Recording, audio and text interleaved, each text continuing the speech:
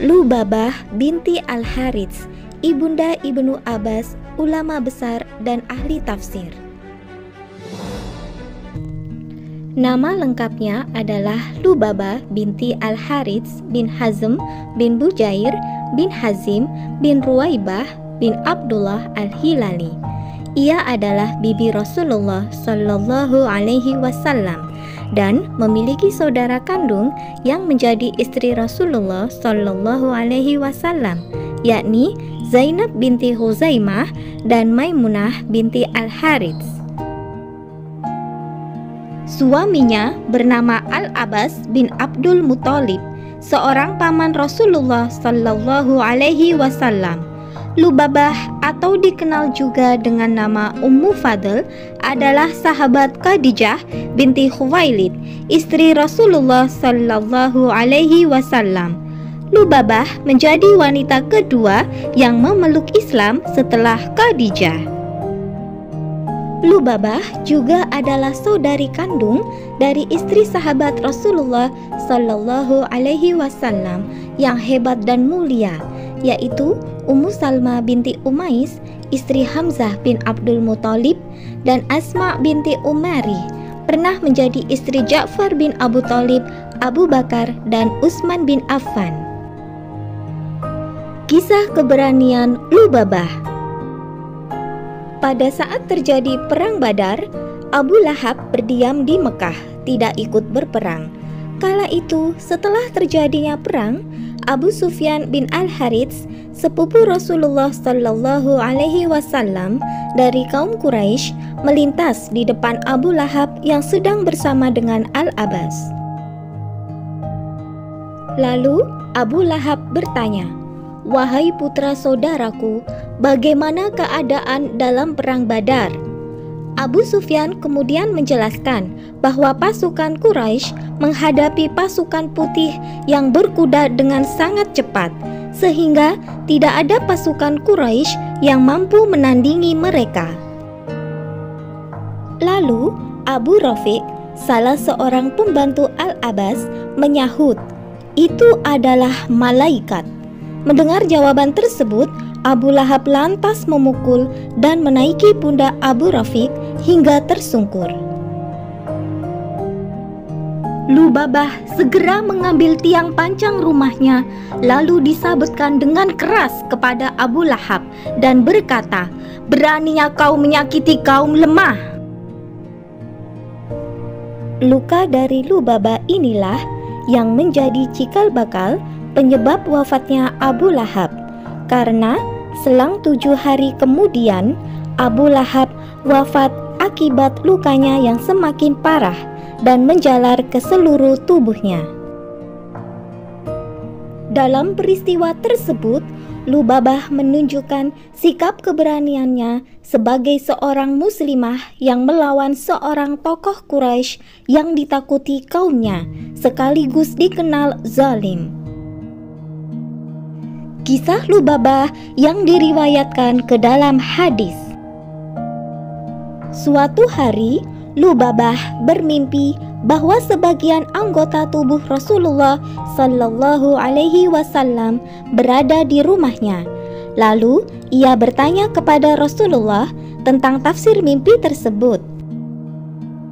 Rasulullah Shallallahu Alaihi Wasallam menafsirkan mimpi tersebut bahwa salah seorang keturunannya, yakni Husain, cucu Rasulullah, putra dari Fatimah, akan disusui oleh Lubabah saat ia sedang menyusui putranya yang bernama Qasam.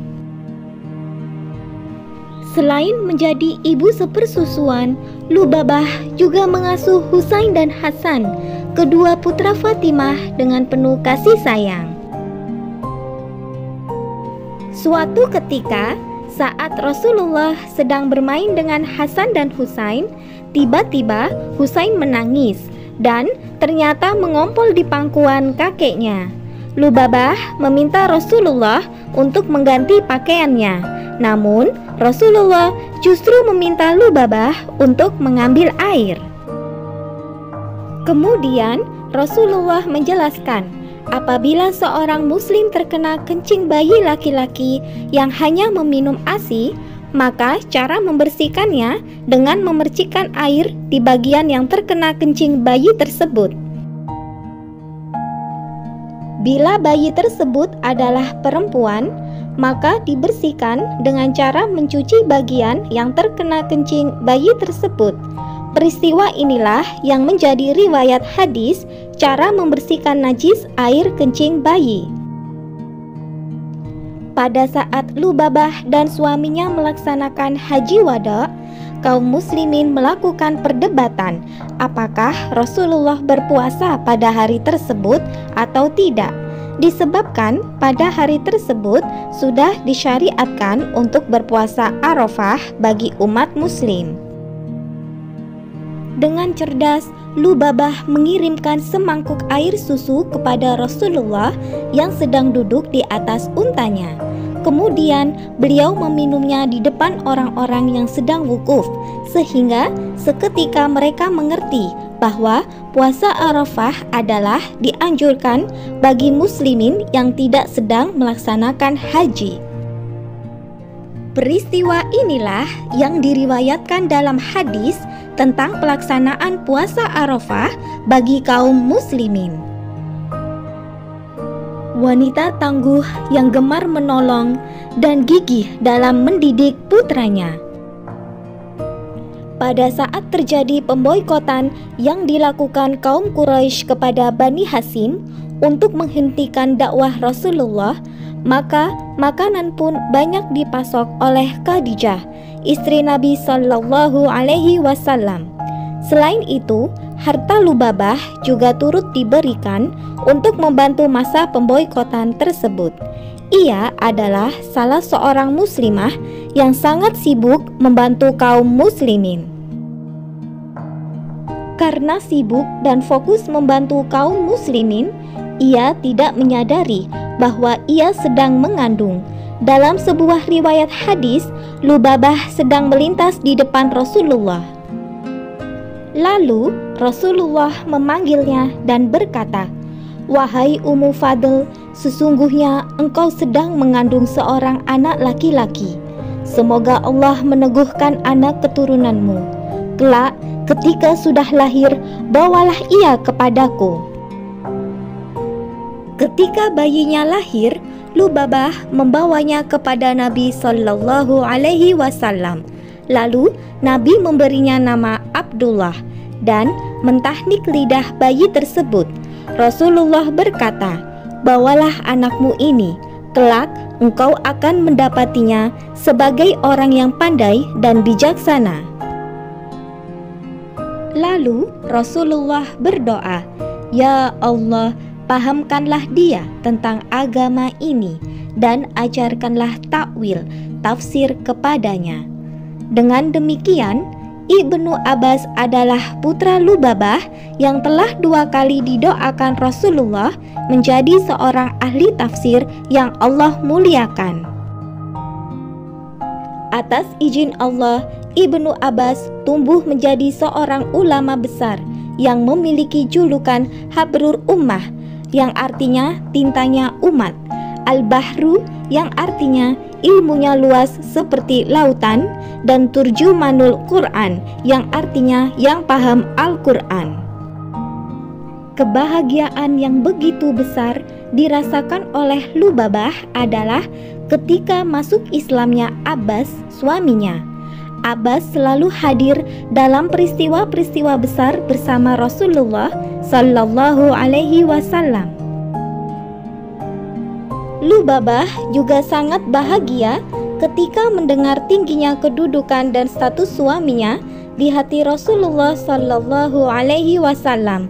Dalam suatu riwayat, Sa'ad berkata, "Ketika kami sedang bersama Nabi Sallallahu Alaihi Wasallam di daerah Naqi al-Khail, Abbas datang. Ketika melihatnya, Nabi berkata, 'Inilah Abbas, paman Nabi kalian. Ia adalah orang Quraisy yang paling dermawan dan paling baik dalam menjaga hubungan dengan keluarganya.'" Juga Abdul Muthalib bin Rabi'ah meriwayatkan bahwa Rasulullah Shallallahu Alaihi Wasallam bersabda, "Sesungguhnya paman adalah sejajar dengan ayah. Siapa yang menyakiti Abbas berarti telah menyakitiku." Wafatnya sosok teladan muslimin. Lubabah wafat di masa kekhalifahan Utsman bin Affan. Para sahabat di antaranya Abu Bakar, Umar bin Khattab, dan Utsman bin Affan sangat menghormati beliau karena tingginya kedudukannya di mata Rasulullah Shallallahu Alaihi Wasallam, seorang ibu dari ulama besar dan ahli tafsir, dan juga seorang perempuan yang gigih membela dan menolong kaum muslimin, telah memberikan kita banyak teladan.